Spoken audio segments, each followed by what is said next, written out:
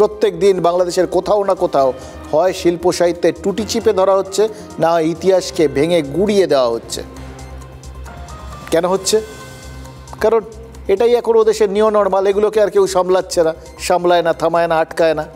বাংলাদেশিরা এই ঘটনাগুলোকে আর বিচ্ছিন্ন বলে ভাবছেন না, কারণ এটাই এখন প্রতি মুহূর্তে সরকারি মদতে হচ্ছে, কোথাও আটকানোর চেষ্টা হচ্ছে না। এই কদিন আগেই রবীন্দ্রনাথ ঠাকুরের বাড়ি ভাঙা হয়েছিল, তারপর জাতীয় কবি নজরুলের ভাস্কর্য, আর এবার ঢাকার বিজয় সরণির মৃত্যুঞ্জয় ভাস্কর্য, সেটা ভেঙে গুড়িয়ে দিলেন ইউনূস সাহেব নিজে। কাকতালীয়ভাবে তার বার্থডে গিফটটাও ওই ইন্টারন্যাশনাল প্ল্যাটফর্ম থেকেই পৌঁছেছে। উপরটা কি জানেন?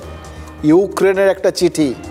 দিল্লির ইউক্রেন দূতাবাস থেকে চিঠিটা গেছে, আর চিঠিতে কি বলা হয়েছে জানেন? বাংলাদেশ গম চোর। একেবারে হাতে গরম প্রমাণসহ চিঠি। বলা হচ্ছে ইউক্রেনের গম চুরি করে বাংলাদেশে ঢোকানো হয়েছে। বিষয়টা নিয়ে ইউনাইটেড নেশনসেও অভিযোগ জানাতে যাচ্ছে ইউক্রেন।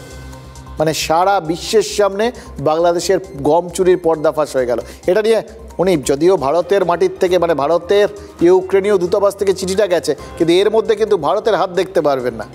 যদি হাত কিছু থেকে থাকে, পুরোটাই ইউনূস সাহেবের নিজের হাত রয়েছে।